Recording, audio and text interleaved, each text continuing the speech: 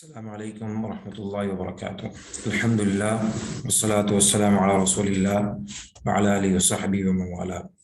آج ہماری چھٹی نشست ہے، چھٹا سیشن ہے، اور اس میں انشاءاللہ چھٹے پارے کے حوالے سے کچھ باتیں عرض کی جائیں گی۔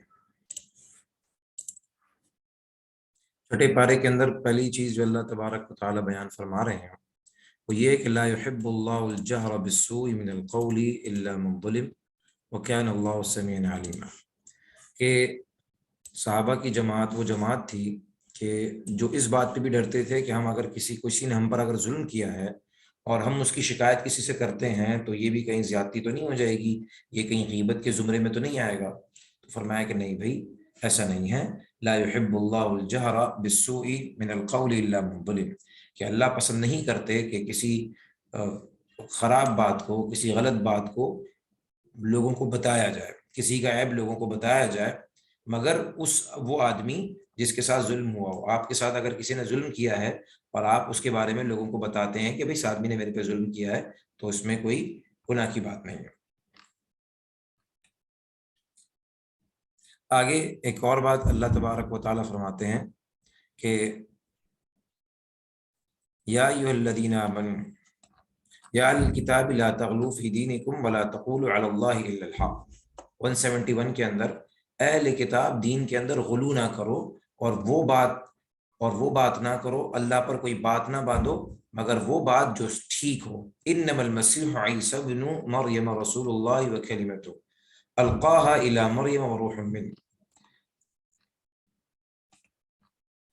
فرمایا کہ اے اہل کتاب دین میں غلو مت کرو۔ اب دین کے اندر غلو کا مطلب یہ ہے کہ دین میں کسی چیز کو بڑھا چڑھا کے پیش کیا جائے۔ کچھ لوگوں کا یہ خیال ہے کہ آپ علیہ الصلوۃ والسلام کے بارے میں اگر وہ باتیں کہہ دی جائیں ان کی شان میں جو اللہ نے نہیں بتائیں، جو آپ علیہ الصلوۃ والسلام نے خود نہیں بتائیں، تو یہ بھی کوئی کار ثواب کی بات ہے۔ یہ کوئی ثواب کی بات نہیں ہے، بلکہ ہمیں یہ حکم ہے کہ جو بتایا جا رہا ہے بس وہ کرنا ہے۔ مثال کے طور پہ کوئی مغرب کی 3 رکعت کی جگہ 4 رکعت پڑھنا چاہے، یا وہ سمجھے کہ آج کے دن اگر میں غریبوں کو کھانا کھلاؤں گا تو کوئی خاص ثواب ملے گا، نہیں۔ کہنے کا مقصد یہ ہے جیسے اہل کتاب کو کہا جا رہا ہے کہ دین میں غلو نہ کرو، ایسے ہمیں بھی کہا جا رہا ہے کہ دین میں غلو نہ کرو۔ جتنا بتایا جا رہا ہے، جو کہا جا رہا ہے، جیسے کہا جا رہا ہے ایسے ہی کرو۔ اپنی طرف سے کوئی چیزوں کی کمی بیشی کرنے کی، جس طرح کمی کرنے کی گنجائش نہیں ہے اس طرح بیشی کرنے کی یعنی زیادتی کرنے کی بھی کوئی گنجائش نہیں ہے۔ آگے فرمایا کہ سورہ مائدہ کے اندر پہلی آیت میں یا ایھا الذین آمنوا اوفوا بالعقود، قصہ یہ ہے کہ آپ علیہ الصلوۃ والسلام مکہ تشریف لائے کفار سے اجازت لے کر عمرے کی خاطر۔ آپ نے جس کے پاس خانہ کعبہ کی چابی تھی اس کو کہا آپ مجھے خانہ کعبہ کی چابی دو، میں اندر سے خانہ کعبہ کے اندر جانا چاہتا ہوں اور واپس آ کے آپ کو چابی دے دوں گا۔ اس نے کہا نہیں، میں نہیں آپ کو دیتا چابی۔ آپ علیہ الصلوۃ والسلام نے اس کو کہا کہ ایک ٹائم آنے والا ہے عنقریب کہ میں تم سے چابی مانگوں گا اور تم مجھے منع نہیں کر سکو گے۔ تو اس پر بات ختم ہو گئی۔ کچھ ہی عرصے میں اللہ تبارک و تعالیٰ نے مکہ کی جو ہے کامیابی مسلمانوں کو عطا فرمائی اور مسلمان فاتح ہو کے اور مکے کو حاصل کر لیا مسلمانوں نے۔ اس کے بعد آپ علیہ الصلوۃ والسلام نے بلایا بھائی چلو بھائی لاؤ اب چابی، تو اس نے چابی دے دی۔ اس کے بعد آپ علیہ الصلوۃ والسلام خانہ کعبہ کے اندر گئے، اس کے اوپر چڑھے، حضرت بلال رضی اللہ تعالی عنہ سے فرمایا کہ آپ اذان دیں۔ اس وقت جو کفار وہاں پہ کھڑے تھے مطاف میں اور اطراف میں، انہوں نے کہا کہ ہمارے آباء و اجداد کتنے اچھے تھے کہ وہ یہ دن دیکھنے سے پہلے مر گئے، کتنے اچھے تھے کہ یہ دن دیکھنے سے پہلے مر گئے کہ ایک حبشی غلام خانہ کعبہ کی چھت پہ چڑھتا ہے۔ یعنی وہ ان کو یہ بات گوارا نہیں تھی کہ کیسے یہ ممکن ہو کہ ہم اتنے شرفاء ہیں، عرب ہیں، قریش ہیں اور حسب نسب والے ہیں، اور حبشہ کا ایک غلام جس کی کوئی حیثیت نہیں، جس کی کوئی اوقات نہیں، خانہ کعبہ کی چھت پہ چڑھتا ہے۔ تو اس سے تو اچھا تھا کہ ہم مر جاتے، اور اپنے والدین کی موت پر رش کر رہے تھے کہ وہ مر گئے اور انہیں یہ دن نہیں دیکھا۔ آپ علیہ الصلوۃ والسلام بھی ایسا کر سکتے تھے کہ بہت سارے ایسے صحابہ کو لے جاتے جو حسب نسب کے اعتبار سے بڑے ہوتے، لیکن یہ کام کر کے دکھایا۔ حضرت بلال رضی اللہ تعالیٰ عنہ کو اپنے ساتھ چھت پہ چڑھایا یہ دکھانے کے لیے کہ انسان کی قدر و منزلت اس کے تقوی اور اس کے ایمان کی وجہ سے ہوتی ہے، نہ کہ اس کے حسب اور نسب کی وجہ سے۔ آپ علیہ الصلوۃ والسلام نے حضرت بلال رضی اللہ تعالیٰ عنہ سے فرمایا کہ بلال، کیا بات ہے کہ میں تمہاری آہٹ جنت میں اپنے سے آگے محسوس کرتا ہوں، کون سا عمل ایسا کرتے ہو؟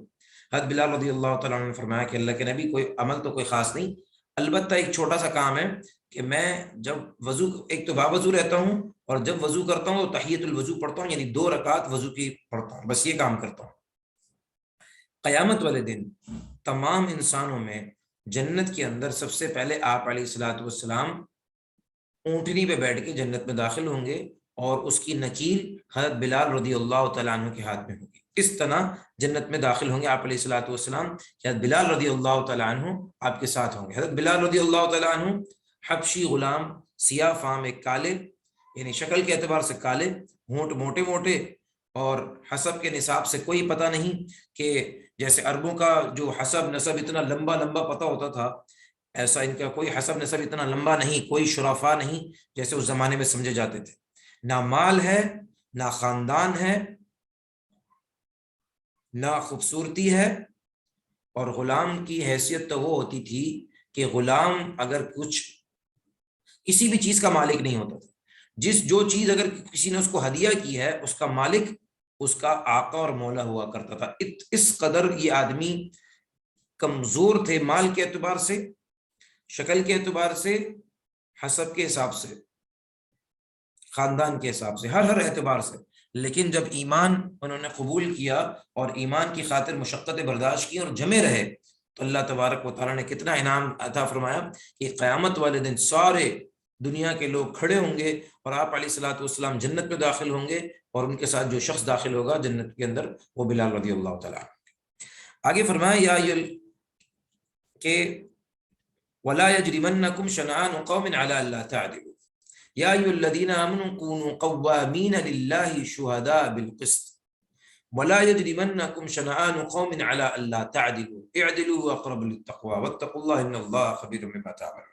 فرمایا کہ اے ایمان والوں، تم اللہ تبارک و تعالیٰ کے احکامات کے ساتھ جڑے رہو اور سچائی کا، اور تم گواہ بنو حق کے، یعنی تم ایسا نہ ہو کہ تم اپنی دوستی کی وجہ سے، مثال کے طور پہ تمہارے بھائی نے زیادتی کی کسی کے ساتھ، اور تم اپنے بھائی کے حق میں گواہی دے رہے ہو حالانکہ اس نے زیادتی کی ہے، یا مثال کے طور پہ یوں سمجھ لیں کہ ہم ناحق گواہی دیں، تو فرمایا کہ ایسا نہ کرو۔ یا ایھا الذین آمنوا کونوا قوامین للہ شہداء بالقسط، ہمیشہ تم حق کے ساتھ کھڑے ہو، جو آدمی صحیح ہو اس کے ساتھ کھڑے ہو۔ عام طور پہ کیا ہوتا ہے، ہم کہتے ہیں بھئی ہم تو اپنے بندے کے ساتھ کھڑے ہوں گے، ہمارے والد کی لڑائی ہو ہم تو اس کے ساتھ کھڑے ہوں گے چاہے وہ صحیح ہو غلط ہو، ہماری بیٹی کے ساتھ معاملہ ہوا ہے کچھ، تو چاہے ہماری بیٹی صحیح ہو یا غلط ہو ہم اپنی بیٹی کے ساتھ ہی کھڑے ہوں گے۔ خاندان میں کئی لڑائی ہو گئی، ہم اپنے لوگوں کے ساتھ ہی کھڑے ہوں گے چاہے وہ صحیح ہو یا غلط ہو۔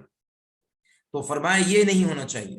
آگے اس کو اور دوسرے انداز میں اور تھوڑا سا اور وضاحت کے ساتھ فرمایا وَلَا يَجْرِمَنَّكُمْ شَنَآنُ قَوْمٍ عَلَىٰ أَلَّا تَعْدِلُوا، اور تمہیں کسی قوم کی دشمنی اس بات پہ آمادہ نہ کرے کہ تم عدل سے ہٹ جاؤ۔ یعنی اب بات کا خلاصہ یہ نکلا، چاہے تمہارا فریق، تمہاری جانب کے لوگ وہ حق پہ ہوں تو ان کے ساتھ کھڑے ہو، اور اگر وہ حق پہ نہ ہوں تو چاہے وہ تمہارا بھائی ہو، والد ہو، بیوی ہو، بچے ہوں، خاندان ہو، کاروبار ہو، تمہاری قوم کے لوگوں، مسلک کے لوگوں، سیاسی پارٹی کے لوگوں، کچھ بھی ہو، لیکن اگر وہ غلط ہوں تو تم ان کے ساتھ نہ کھڑے ہو۔ اسی طرح کہیں ایسا نہ ہو کہ انہی تمام صورتوں کی وجہ سے بھائی، باپ، بیٹا، خاندان، کاروبار، مسلک، سیاسی پارٹی، کچھ بھی ایسا نہ ہو کہ تم کسی قوم کے ساتھ، دوسرے آدمی کے ساتھ زیادتی کرو اس بنا پر کہ وہ تمہارا مخالف ہے۔ یعنی تمہاری کسی سے لڑائی، تمہارا کسی سے اختلاف تمہیں عدل سے نہ ہٹائے۔ یعنی اگر تم ایمان والے ہو تو ایسا نہیں ہو سکتا کہ تم ایمان والے بھی ہو اور تم عدل نہ کرو۔ یعنی یہ کیسا ایمان ہوگا اور یہ کیسا صاحب ایمان ہوگا کہ جو عدل سے، انصاف سے ہٹ جائے صرف اس وجہ سے کہ جس آدمی کے ساتھ فیصلہ ہونا ہے عدل کا، انصاف کا، وہ اس کا مخالف ہے۔ کسی بھی اعتبار سے. تو فرمایا یا ایھا الذین آمنوا کونوا قوامین للہ شہداء بالقسط، تمہیں جو ہے حق کے ساتھ انصاف کی گواہ بننا ہے، اور تمہیں کسی قوم کی دشمنی عدل سے نہ ہٹا دے. ٹھیک ہو گیا. اعدلوا هو اقرب للتقوی، تمہیں چاہیے کہ تم عدل سے کام لو اور یہی تقوی کے سب سے قریب ہے. ایسا نہ ہو کہ تم تقوی کو چھوڑ کے، اگر تم نے عدل کو چھوڑ دیا در حقیقت تم نے تقوی کو چھوڑ دیا.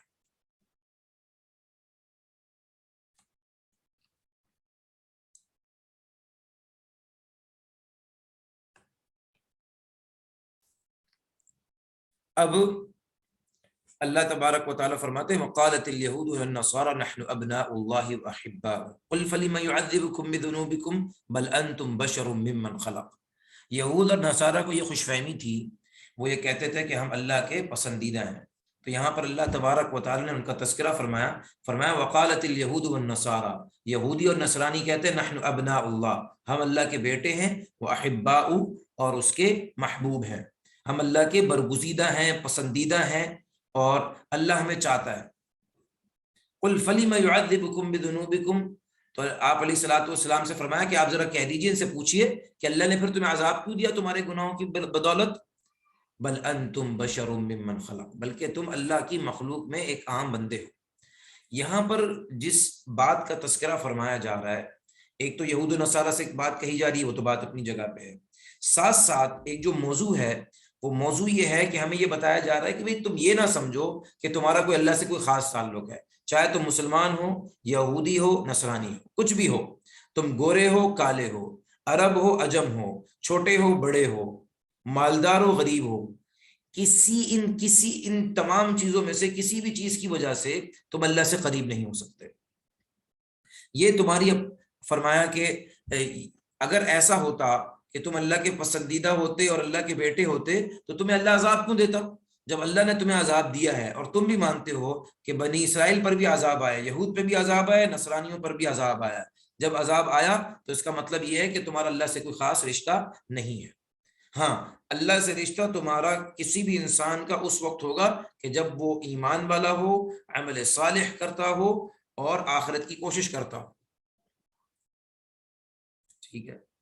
ایک اور بات اس میں یہ بات اللہ تبارک و تعالیٰ نے ایک اور جگہ بھی ذکر کی کہ وہ لیس بامانیکم ولا امانی اہل الکتاب من یعمل سوءا یجز بہ. دیکھو بھئی، تمہاری امیدوں پہ اے مسلمانوں، تمہاری امیدوں پہ فیصلے نہیں ہونے، نہ اہل کتاب کی امیدوں پہ فیصلے ہونے. جو آدمی گناہ کرے گا اس کو اس کی سزا ملے گی. تو ایسا نہیں سمجھا جائے کہ کوئی آدمی یہ کہے کہ بھائی میں تو اللہ کا پسندیدہ ہوں، میں حافظ قرآن ہوں، میں عالم دین ہوں، میں یہ ہوں، میں وہ ہوں، اور میں تو پیسے بہت اللہ کے راستے میں خرچ کرتا ہوں، اور میں نے تو اپنے والدین کی بڑی خدمت کی. جو بھی ہو، تم جو بھی ہو، جیسے بھی ہو، لیکن اگر تم نے فسق و فجور کیا، گناہ کیے، تو اللہ کے سامنے پھر کوئی حیثیت نہیں. تو مسلمان یہ سمجھیں کہ بھئی چلو ہم اللہ کے نبی کے امتی ہیں اور امتی ہونے کی وجہ سے ہم تو جنت میں ہی جائیں گے، تو فرمایا کہ تمہاری امیدوں پہ فیصلہ نہیں ہونا. تلک امانیہم، فرمایا اس کا ترجمہ حضرت تھانوی رحمۃ اللہ علیہ فرماتے ہیں یہ تو تمہارے دل کے بہلانے کی باتیں ہیں، حقیقت سے ان کا کوئی تعلق نہیں ہے. تو میں اور آپ بھی سمجھ لیں کہ بھائی اللہ سے کسی کی کوئی رشتہ داری نہیں، کوئی دوستی نہیں. اللہ سے تعلق کب بنے گا؟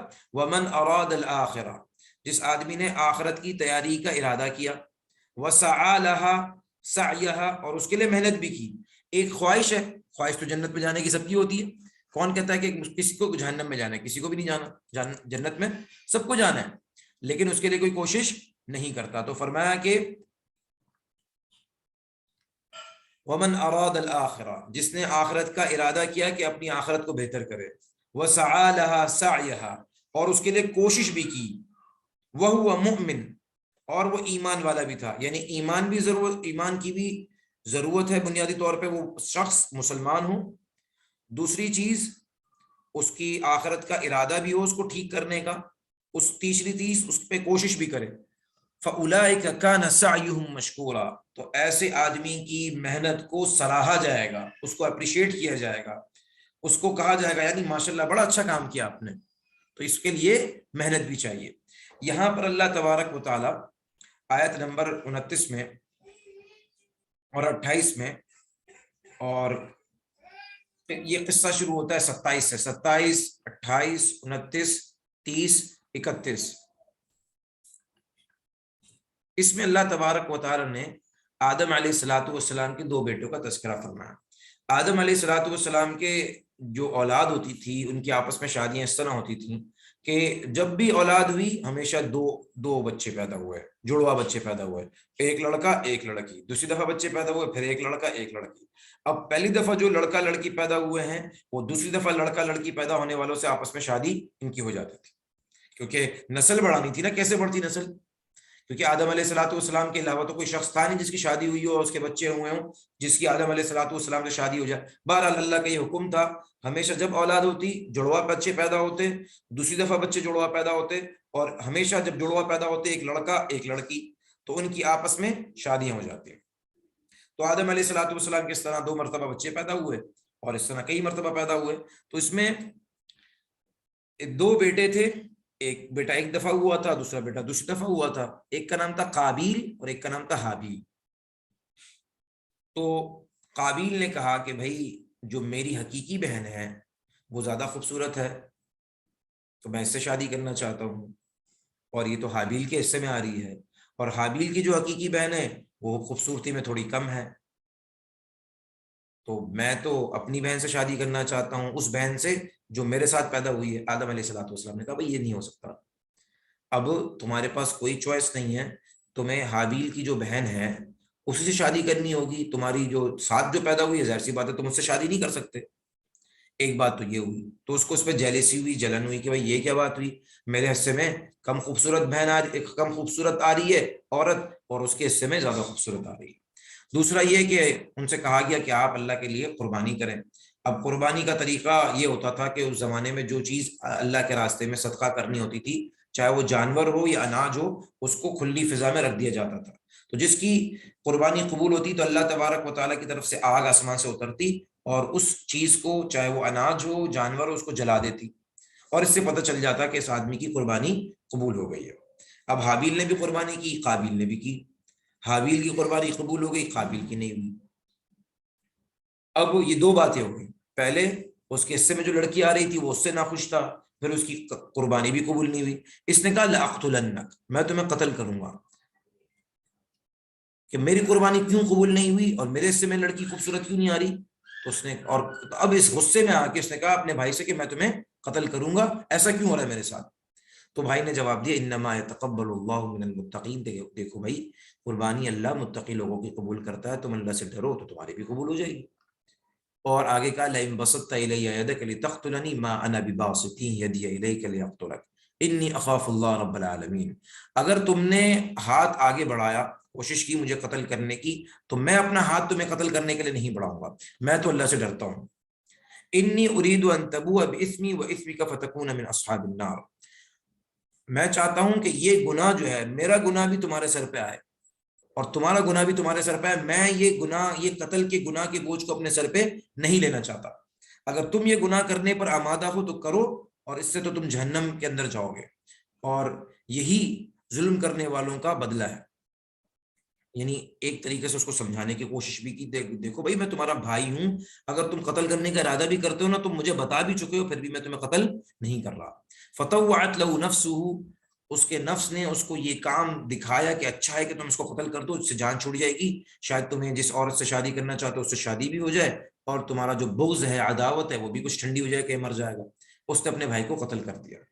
اب قتل کرنے کے بعد اس کو احساس ہو کہ یہ تو بڑی غلطی ہو گئی۔ اب یہ جو واقعہ ہے اس کو اللہ نے ذکر کیا ہے یہاں پہ، جو بنیادی بات ہے جو آپ علیہ الصلوۃ والسلام نے فرمائی، دیکھیں دنیا میں کروڑوں اربوں لوگ قتل ہو رہے ہیں، ہوتے رہیں گے، اور پہلے بھی ہوئے ہیں، لیکن جو آپ علیہ الصلوۃ والسلام نے بات بتائی نا وہ بڑی سننے کے قابل ہے۔ آپ علیہ الصلوۃ والسلام نے فرمایا کہ روئے زمین پہ سب سے پہلا قتل قابیل نے حابیل کا کیا ہے۔ اب اس روئے زمین پہ جتنے بھی قتل ہوں گے سب کا گناہ قابیل کے گلے میں آئے گا۔ ٹھیک ہو گیا؟